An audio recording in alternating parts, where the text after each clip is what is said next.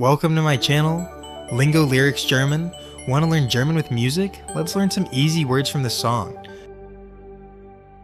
Hey everyone, and welcome to The Explainer. I am absolutely thrilled you're here. Today we are stepping into the incredibly fun world of the German language. And listen, if you're a native English speaker, or honestly even if you just know English pretty well, you actually have a massive head start. It's true. What's really cool is that German and English share some deep, deep historical roots. In fact, German often uses the exact same sentence structures as English. You can frequently just translate a word and drop it right back into the exact same spot in the sentence without losing any meaning. It's like a giant puzzle where half the pieces already fit. I'm going to be your enthusiastic language coach today, and we are going to tackle the absolute basics of the A1 level, greetings and introductions. Let's dive in. Now, you might be sitting there wondering about the time commitment. Well, the Foreign Service Institute officially estimates that learning German to a working proficiency takes about 30 weeks. That's roughly 750 classroom hours. I know, that sounds like a huge mountain to climb, right? But here is the absolutely crucial point. You do not need 30 weeks to start speaking. The data shows that if you just want to hit that A1 level, which gives you the ability to introduce yourself, ask some basic questions, and navigate simple daily situations, you can realistically master these basics in just 1 month of dedicated practice. Yep, 1 month. All it takes is consistency and the right building blocks. So, here is our roadmap for today's building blocks. 1. Pronunciation. 2. Greetings. 3. Introductions. 4. Formal versus informal. And 5, a quick mini quiz. Okay, let's jump right into block 1, pronunciation basics.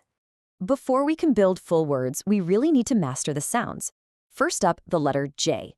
In German, this letter is called J, but it actually makes a Y sound, like the English word yes or the French word yogurt. So, fun fact, the word for job in German is literally pronounced Job. Next is the letter Z. It's called Zet, and whatever you do, don't buzz like a bee. It doesn't sound like a Z. It sounds like ts, exactly like the end of the English word cats. And finally, the cluster SCH. Whenever you see these 3 letters hanging out together, they just make a sh sound, exactly like in the English word school. All right, I want you to be an active participant here. Wherever you are right now, I want you to repeat these sounds out loud with me. Ready? Yeah. Ts. Sh. Brilliant. Moving right along to block 2, greetings and farewells. Let's look at some of the absolute most common ways to say hello to someone. We have hallo, which is your simple, universal hello, kind of like salut in French. Then we have our time-specific greetings. We've got guten Morgen for good morning or bonjour, guten Tag for good day, which is really just a standard hello used mostly in the afternoon, and then guten Abend for good evening. By the way, the word guten simply means good. Let's practice saying them out loud together. I'll say them at normal speed and then slow it down. Hallo, ha-lo. Guten Morgen, guten Morgen. Guten Tag, guten Tag. Guten Abend, guten Abend. Fantastic job. Of course, every conversation has to come to an end eventually. When it's time to part ways, you basically have 2 main options. And this brilliantly illustrates how German shifts between casual and polite situations. First up, we have tschüss. Hey, notice that SCH sound we practiced earlier? Tschüss means bye, or salut in French, and it's your everyday, super casual option. Then you have auf Wiedersehen. This translates directly to until we see each other again. It is the standard, much more formal way to say goodbye. Try saying it with me. Auf Wiedersehen. Great. All right, block 3, introducing yourself.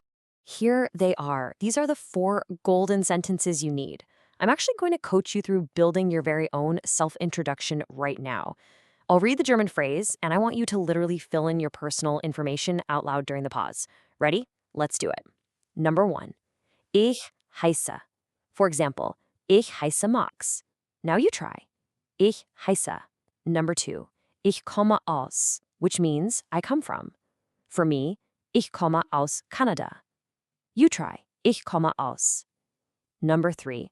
Ich wohne in. I live in. For example, ich wohne in Berlin. Your turn. Ich wohne in. Number 4. Ich bin Jahre alt. I am years old. So, ich bin 20 Jahre alt. You try. Ich bin Jahre alt. Look at that. You just introduced yourself in German. Put together in a short dialogue, it sounds like this. Hallo, ich heiße Max. Und du? Ich heiße Anna. Ich komme aus Spanien. Before we move on, I want to add one final, highly practical block to your introductory toolkit. When you are first learning, it is incredibly helpful to let people know what your primary language is, right? So, ich spreche English. This means I speak English. Or je parle anglais in French. Notice that nice SPR sound in spreche and the SCH right at the end of English. Seriously, commit this one to memory. It's a total lifesaver phrase when you need to quickly switch back to your native tongue. Time for Block 4, Formal versus Informal You. Now, this is a major cultural hurdle for a lot of English speakers, but actually very familiar if you already know French. See, German splits the word you into two completely distinct words. Du, with a lowercase d, is the informal you, just like tu. You use this with family, close friends, and kids. On the flip side, si is the formal you, exactly like vous. You use this with strangers, people older than you, or in professional settings.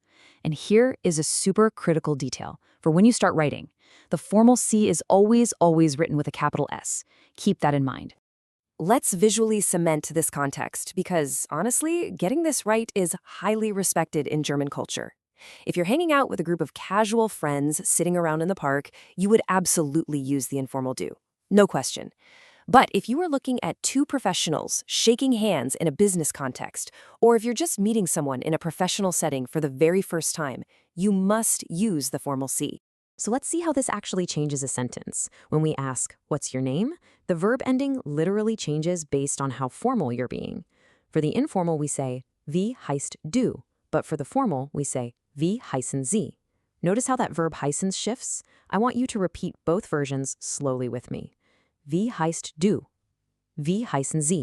Let's look at another highly practical example, using the question word woher, which basically means where from. If you are asking a peer at a party, you say, woher kommst du? But if you are asking a colleague at a formal conference, you say, woher kommen Sie? Again, see how the verb changes from kommst to kommen? I'll pause for just a second so you can read those out loud and practice. All right, you made it to Block 5, practice and mini quiz. Let's see what you've got. You are doing absolutely brilliantly so far. You've learned pronunciation, some greetings, how to introduce yourself, and even the cultural rules of formality. Now, let's do a rapid-fire interactive exercise to test these brand new skills. Translate this phrase into English out loud for me. Guten Morgen, wie heißen Sie? I'll give you a brief moment to answer. And here is the answer. Good morning. What is your name? And specifically, this is the formal way of asking because of that capital S word, Sie. If you got that right, honestly, give yourself a massive pat on the back. You are officially translating German right now. Okay, let's do one more. This time we are testing your introductory vocabulary. Translate this phrase into English. Ich komme aus Spanien. Take a second. The answer is, I come from Spain.